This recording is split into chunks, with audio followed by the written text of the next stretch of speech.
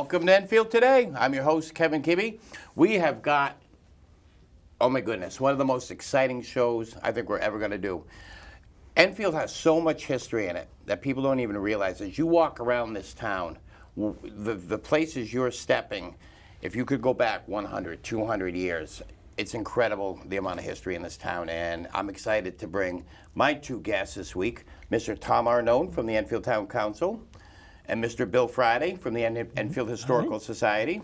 And we're going to go over this. It's going to be a two-part show because we don't have enough time to do it in one 30-minute segment. So I got into this a number of years ago, but what really kicked the whole Enfield history in gear for me was when I met with Tom one day, and he did a roving tour of Enfield in an actual bus. And Tom, what sparked that for you? What got you interested? Well, as a town councilman, we're assigned committees as liaisons. So I was assigned Enfield Cultural and Arts. And my colleague, Bill Lee, and I were discussing, there was a high school tour some years ago where the high school students put this tour together throughout the town, but it is kind of long forgotten. So I volunteered to revive it again, which I had no idea what I was getting into at the time. Oh boy. And as I started researching all the history in Enfield, I was just spellbound by it, excited.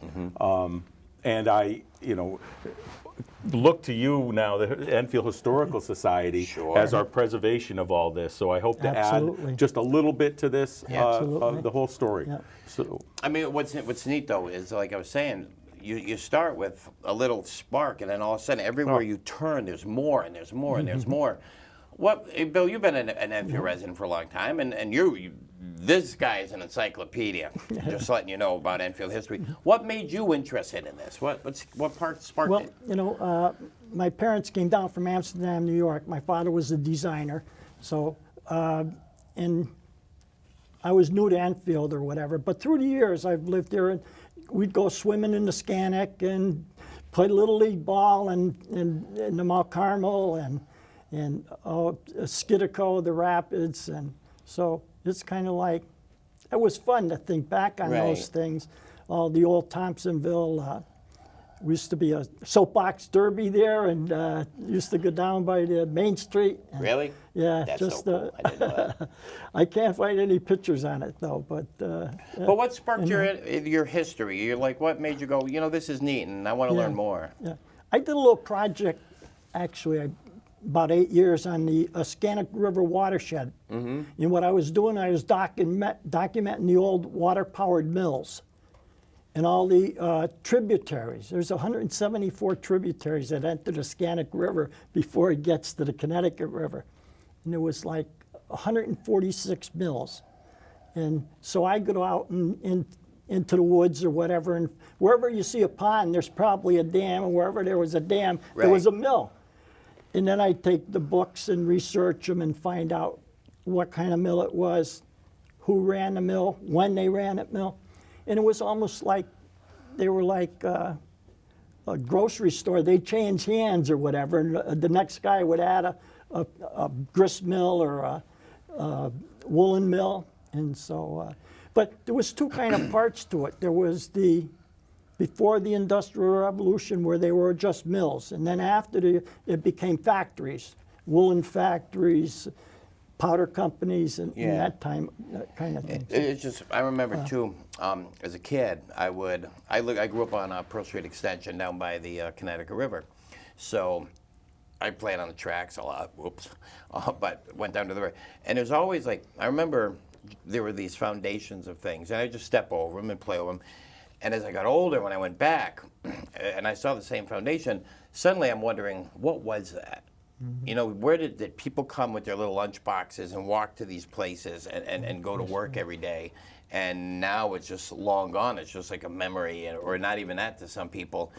And when I remember talking with Bob Tangway some years ago on the Old Town Hall and the condition it was in the early 70s, and they were about ready to let that sucker go because it was so bad. And, him and a few other folks revitalized it. And that's why it's so important now that we don't let that go.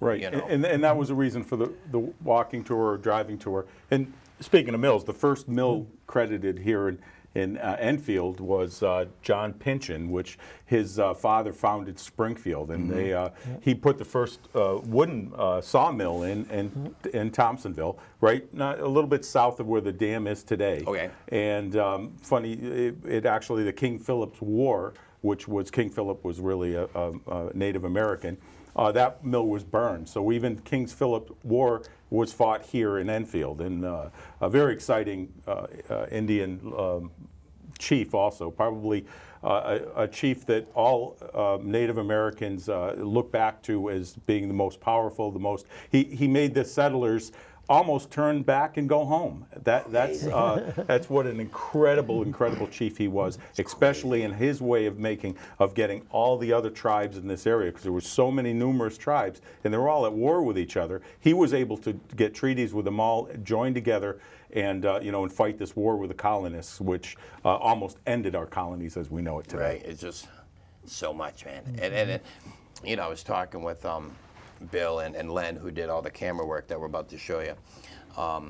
Like if you walk up and down Enfield Street, if you could just close your eyes and go back 200 years, there's people, Thomas Abbey walking with his drummer, people coming out of their homes to fight for the revolution on Enfield Street, and well, and plus, speaking of the revolution, we were the men that fought in the revolution from Enfield actually fought alongside George Washington in the defense of New York.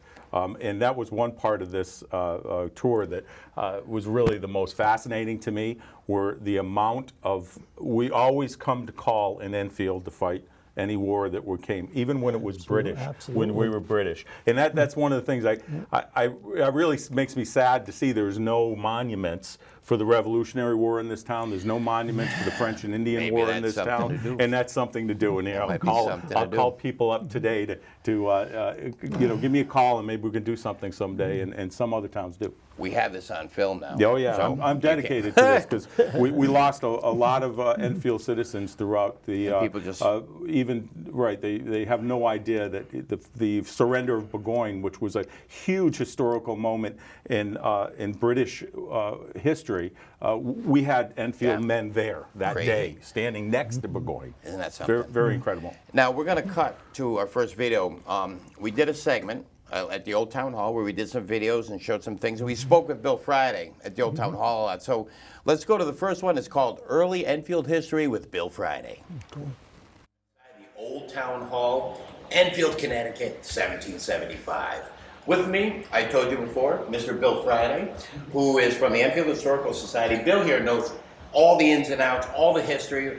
Bill, what was life like in 1775 when they built this building? Let me just go back a little further. In 1736, William Pynchon came and founded Springfield, Massachusetts. Right. A few years later, the governor of the Massachusetts Bay Colony gave him another land grant to the south of Springfield. And that included 10 miles east from the Connecticut River and 6 miles south of Long Meadow. And he petitioned the people in the Bay Colony to come and sell. He was anxious to get settlers. In 1679, Robert and John Pease came from Salem. They stayed the winter. Next spring, they called their families, and there was 25 families that came in, the original settlers of Enfield. Like back then, it was very difficult in the beginning because they didn't know what crops were to be planted. Right. So, but the Connecticut River Valley provided very fertile land, and they soon learned what they were doing. But the trees were very important. They bared fruit. They provided logs for the houses and the wagons and the barns. They were all hand-hewn beams with a broad axe. So that's crazy. That's crazy. That's a heavy duty. As far as food goes, they had domestic meats. They had venison, fish, wild game. They had wild and domestic fall vegetables. They had like corn and pumpkin, squash, peas, beans. The town of Enfield is broken into 6 villages. Correct. You got Hazardville, you got Thompsonville, you got Skiddago, you got Jacobs, you got Wallop, and you got London. And then a few years later, the Eastern District split off and became Summers. Right. So, in a few of the historical houses here, Ephraim Pease House is now resided by a local resident. The John Meacham House later became the Martha Parsons Homestead. And then Dr. Simeon Field's house later became the Abbey Hotel. So Colonel Hazard had his mansion, which burned down, unfortunately, Right, because right, it would right. have been a Can treasure you for the imagine? town. Oh my goodness. Yeah. And then there was Orrin Thompson had his house on the top of where the Frisian Sisters is. I mean, there's just so much here. That was so exciting when I went with you, Bill, and I've gone to the old town hall a lot over the years, and every single time I go, I learn something new. I mean, it's incredible how much history there. Now, we were talking on the video a little bit. The Pease House, or the 6 different villages. What? Well, again, we go back in the 1680s or whatever when they first. There was 25 families that come. They followed the Pease brothers. The first year was the Pease brothers, correct? right. And they came and they stayed in the said- Enfield Cemetery, Yeah. Which wasn't the cemetery at the time. which was the cemetery. Right, at it was the just- time. The following year, right, they called. There are 25 families that came. And then the following year, Elisha Kid became, and the rest of them, and that's when they kind of really settled. And Yeah, an interesting fact where they tried to sell the pensions again, which they deserve a monument in Enfield also. There's absolutely no doubt about it. They're very influential in Enfield's history in the beginning. And at the time, they were trying to give out land grants in Springfield, and they couldn't give them away. They could only give 3 land grants out of the original ones were taken from Springfield. So Really? they actually had to look out into Massachusetts further to find people that wanted to didn't come know here. Well, it's because this was still considered wild. End of in Springfield and Agawam. This was wild area still at the time. it's like I've always wondered when that first family came, and again, the winter after, why did they stop there? I mean, why didn't they continue south, or go, Land why grant. did they stop here? Right, it was because they bought a land grant to come here, and they even the Peases, they came to check it out for a winter first. They wanted to make sure they were making the right decision, which was to me is because that's where it was difficult because of the river. We had rapids, so you had the Hartford city that was running there in the Springfield, and it was I say the tale of 2 men, which was the Pynchon family and the Masons in Hartford, and the way they handled Native Americans at the time too, which we were very the Enfield side or the Pynchons were negotiated with them, learned the language, worked with them. Native Americans, and it was the opposite in Hartford. They were actually John Mason was credited for slaughtering 500 Indians at the shoreline. I didn't know so so there was 2 very different cultures running between the rapids of Enfield that kind of kept people from connecting. And so that's why this area stood for the longest time until the late 1600s, abandoned basically. And then when John Pynchon came down and put a grist mill or a wood mill in, it gets burned down. so no one wanted to. We're very reluctant to come here. So the Pease brothers were extremely brave to come down here and start what they because started. it was dangerous. Very dangerous. It wasn't like you just came and settled. I mean, No. Your life was threatened. And excuse me. Then over time, they built the 6 villages. And when did that come to be about? Well, actually, what they did was they had divisions: 1st Division, 2nd Division, 3rd Division. Well, the 3rd Division. This is down on what they call at the end of Enfield Street by the Trinity Farms. Okay, they moved out towards the eastern districts, out to Skiddaco and Summers. Right. So, and then there was, there was every time you needed to get a district to get a school. So that what drove the people to Jacobs, and there was London, and the different communities. And as soon as they got recognized, they could get a church, school. But one of the interesting points was about William Pynchon, he bought the land from the chief of the Yes. Podunks for $75 or 75 pounds sterling. So That that's would be about what, 30 bucks? And they still debate if he had that Indian tribe really had the rights to sell that property. That's So right. that's still debated You're today. thinking yeah. like you're, Right. you're buying the Brooklyn, you're selling the right, selling the Brooklyn Brooklyn Bridge. Because the Here come contact those was Americans the there, yeah, Western right. Mass Indians that Yes. really kind of settled on Skiddaco or whatever. right.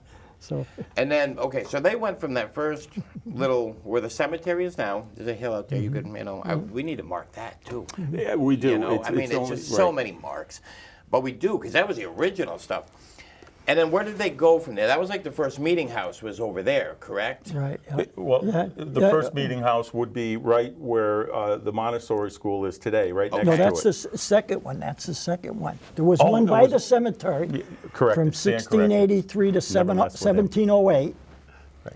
And I was telling you Burned, that right. it took them 17 years to get a minister, so the parishioners were doing their running the services. And that's when they outgrew it, Yeah, and then they went to and the second second one. Then they where went you to were where the talking about. Montessori Montessori. is, and that was in after 1708, and they stayed there till 1775. But that's the church that Jonathan Edwards came down and gave his. Yeah, we're going to talk about that in a famous bit service. because people don't even realize that and how powerful and important at that time what Jonathan had. I mean, that's world famous. Yeah. you There was a know. lot going on in the church at the time. You know, there was the new lights, the old lights, and the churches were coming undone or whatever. And you know, because the Puritans wanted to stay strict and. And that's this was when the Pisas first came to Enfield too.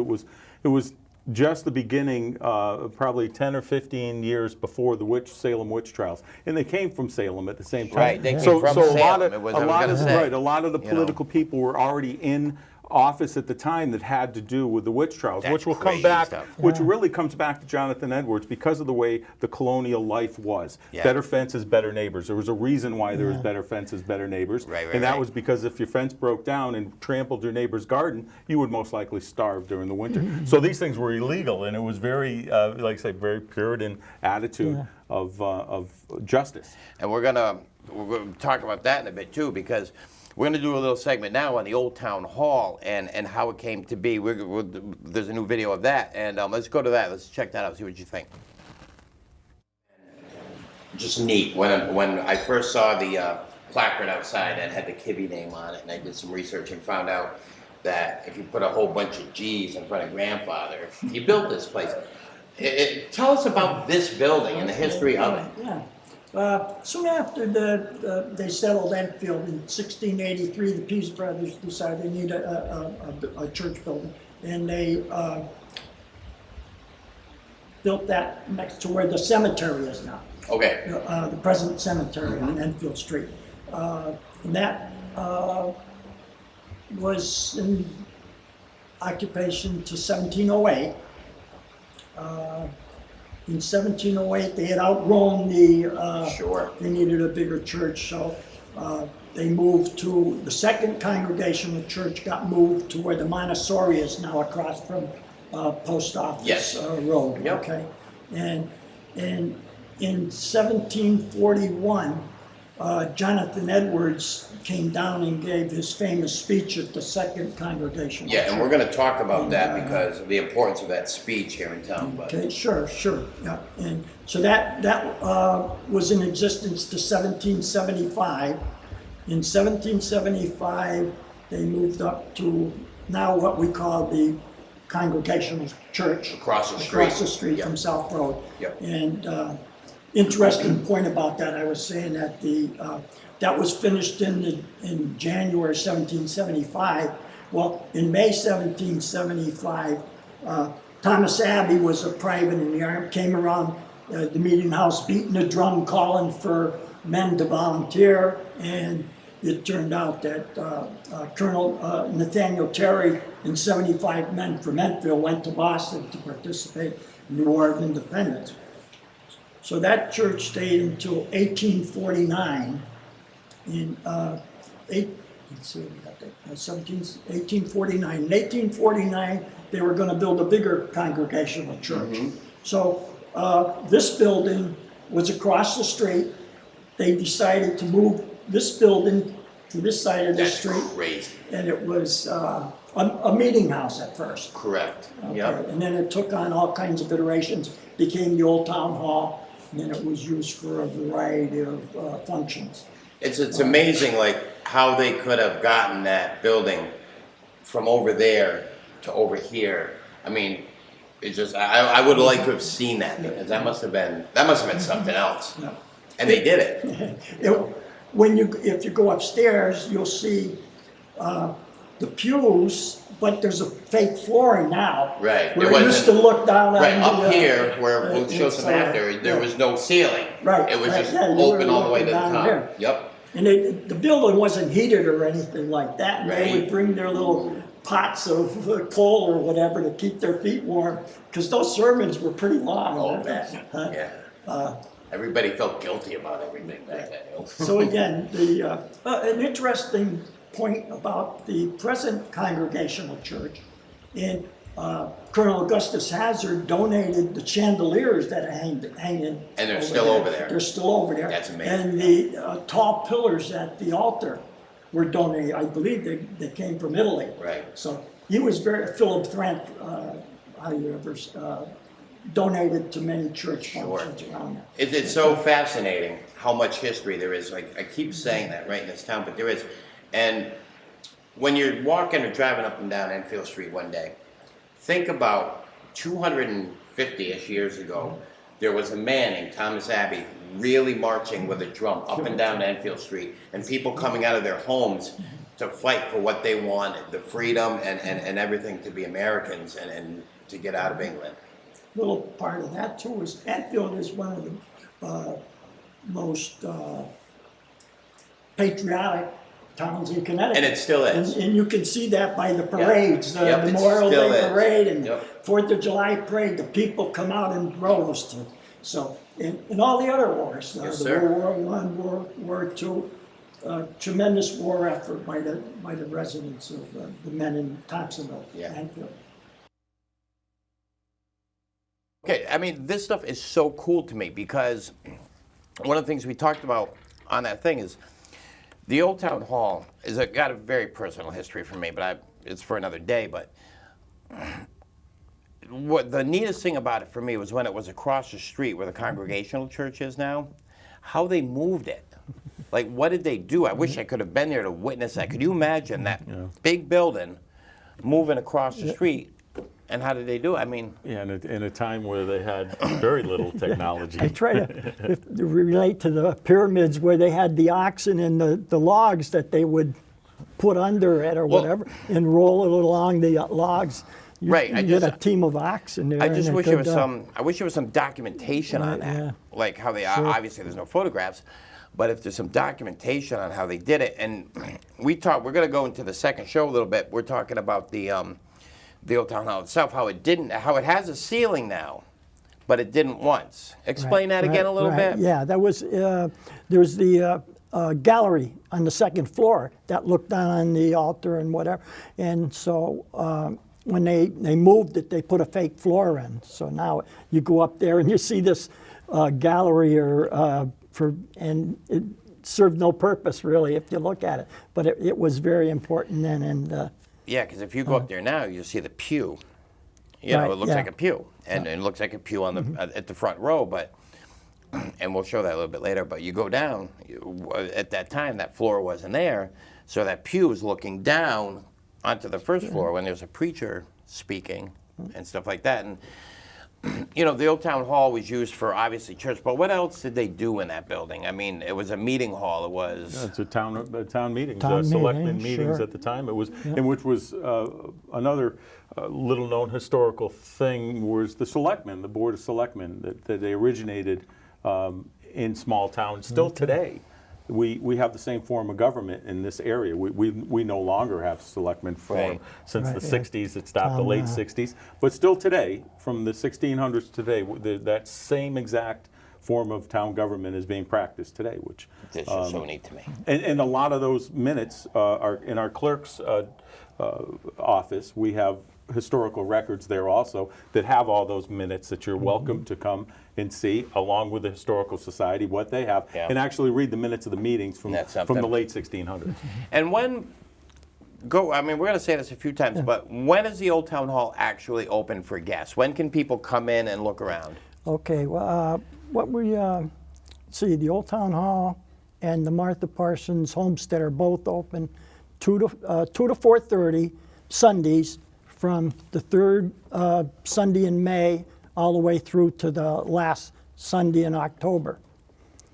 And there's no charge. No charge. But they do ask if you can for a donation, Correct. just to keep the thing going, and because you know the building still needs maintenance. Where do you guys get your money from for maintenance and? We get a stipend from the town. Okay. So, and then we have membership dues, and we have donations. We have the little store that's. And that little store is neat because you've got some stuff in there. And one of the things I liked was that there's a copy. You know, it's a rectangle map. You know, like Sure, this. absolutely, yeah. And it's one of the original maps of Enfield, and all the lines going from Enfield Street right down to the Connecticut River with a bunch of lines, and the people who own each one of those lines. I think that's 1640 or something. I mean, yeah, late 1600s also, and that was the original map of Enfield Street, which stretched from the stream down by High Street up as far as what is now South Road and a little further, I believe, which Sure, was the yeah. first land grant. That's where the strips of land that the Springfield sold off on land grants to the original settlers. So And- that's our true Main Street. and that's where I know people go down metal detecting and stuff all throughout there. And there's one gentleman, I wish I could remember his name, but he comes on Facebook quite a bit, and he shows some of the things he's found, like especially on Kings Island. But even along, you've still got Indian heads. We're going to show some photos of this stuff in a bit. We still have Indian heads and all these, arrows and just anything that was, made from way back then.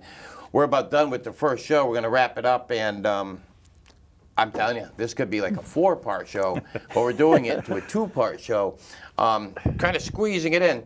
But Tom's going to go a little bit more on the second half about the bus tour that's coming again. Yes. We're going to do that. And so stay tuned, guys. This is exciting, and I hope you enjoyed the first episode. We'll see you next time.